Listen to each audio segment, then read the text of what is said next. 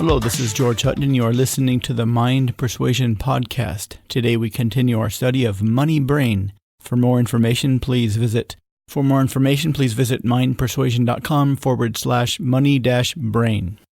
Today we'll be combining the two ideas from the previous two podcasts in a general money summary. Once upon a time, there were no people. Only a bunch of primates roaming around and throwing bananas at each other. Then one strange group decided to evolve, maybe at the behest of aliens or something, and created something interesting and completely new. This was called the sexual division of labor. If you look at every other animal, both males and females of the species go after and eat the same type of food. Male and female birds both eat worms. Male and female sharks eat fish.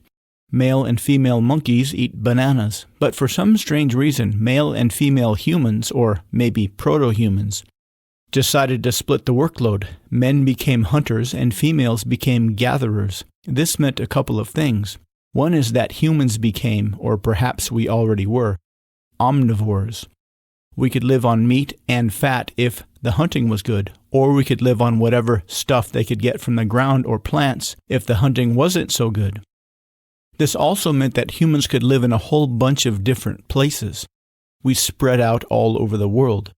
We can live in hot and dry environments, hot, wet environments, cold and wet, and cold and dry. This means we could learn how to do things. Somewhere along the way, our brains got very big very fast. Once we figured out how to get enough calories out of the ground, we exploded in population size.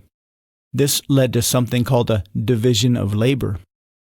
With so many people doing so many things, we developed a whole lot of ways to satisfy our basic needs. And we created a whole lot of skills to create solutions for those basic needs. We could develop skills to satisfy needs, but they didn't need to be our needs. Because just like the chip kid and the cookie kid realized that the stuff they had wasn't the stuff that they really wanted, ancient humans learned how to trade the stuff they had for the stuff they wanted. This also meant that if you were really good at creating a certain kind of stuff, you didn't necessarily have to like or want that stuff. This meant you could be one of the best grain farmers in town, but still hate the taste of grain. You could simply grow a bunch of grain or whatever skill you are best at, and then trade that for what you wanted. And if you lived in a society that had commodity money, you could get as much of that commodity money as you wanted. For Chip Kid and Cookie Kid, they were kind of constrained to the here and now, but once societies popped up, people could use their unique skills and sell the fruits of their labor. And so long as any kind of commodity money existed, which we have seen as something that pops up anywhere you put people together, you can store up your excess. This kind of sounds familiar. Belly fat. When bears are getting ready to hibernate, they eat a whole bunch so they can live off the fat during the lean, cold winter months. When people migrated to very cold areas, they learned they needed to work hard to build up surplus to last through the cold winter months when growing stuff would be impossible. Individuals eat and save the excess energy as body fat. When they can't find any food, they use that body fat or stored energy so they don't die.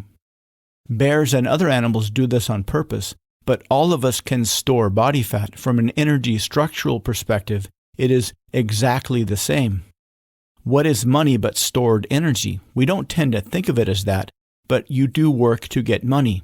Then you use that money to buy the product of somebody else's work. The more money you have, the more this represents stored work or stored energy. If you worked really hard for 20 years and saved a lot of money, this would represent a certain amount of time when you wouldn't have to work. Just like the bear eats a bunch of food, energy, stores that energy in the form of body fat, and then can live off that stored energy during the winter. The idea of a single animal doing work to get food energy and then converting the extra food energy to fat to be used later is very much like a large society. The more work any individual does in that large society, the more money energy they can save up. The more money energy they have saved up in whatever commodity money is being used, This can represent stored work, or it can represent a higher quality of previously done work they can purchase in the form of goods or services from others. If you can eat and store body fat, then you have all the instincts you need to work and store money. One person alone works to get food. The better you are at getting food, the more you can eat and the more you'll have stored. A bunch of people living in a society is the same thing. The more you can work and get money energy, the more of this money energy you can store. Rich sources of food. We even use the same word, rich, to describe food that is high in calories or high in energy. A person who is rich has a whole bunch of money energy stored up. When talking about food, the measurement is in calories. When talking about money, the measurement is whatever currency is being used. If a bear is scrounging around looking for food, he will naturally, according to his programmed instincts, prefer the richer sources of food.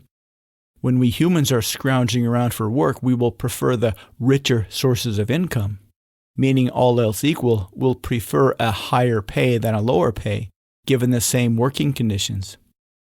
This brings up a concept called ROI, or return on investment. Monkeys and bananas. Imagine a monkey is sitting at the base of a tree. He's hungry and he looks up and notices a banana. If the banana is worth 200 calories, yet the monkey, through his instincts, reckons it may take about 300 calories of energy to get the banana, he'll give it a pass. He won't think this consciously, nor will he take out a monkey calculator. He'll just get a feeling that tells him the banana isn't worth the effort. From an ROI perspective, the banana would be a net loss of 100 calories.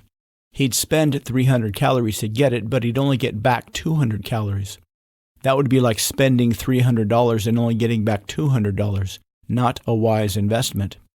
Since we evolved from lower primates, we can assume we have this deep ROI instinct programmed into our DNA. Basically, it makes us naturally want to get the most return for the least amount of effort. When we are negotiating for a job, we want to get the most money, while the company wants to give us the least money. When Chip Kid and Cookie Kid are making the trade, it's pretty straightforward. But when we get something in the middle of any trade, commodity money or any kind of money, it's not so simple. Whoever is giving us the money would like to give us less and get more. Whatever we are giving them, we'd like to give them less and get more money. Everybody is like this. Other skills. So even if you are the world's best corn farmer and you are selling your corn for money so you can buy other stuff, you'll always have to worry about a few other things besides only growing corn. Sometimes corn has a fixed price. Other times you'll have to negotiate to get the best price you can. If you are a really fantastic corn farmer and you grow utterly delicious corn that is in high demand, you don't have to worry about much. All the corn lovers come to you and you only need to see whoever wants to pay the most, on top of whatever skills you have to make whatever stuff you are going to sell or participate in making. Having some genuine people skills will always help. If Cookie Kid wants some chips but he is too shy to ask, he'll never make the trade. Now, we're just talking basic mechanics. We'll get into the deep beliefs later.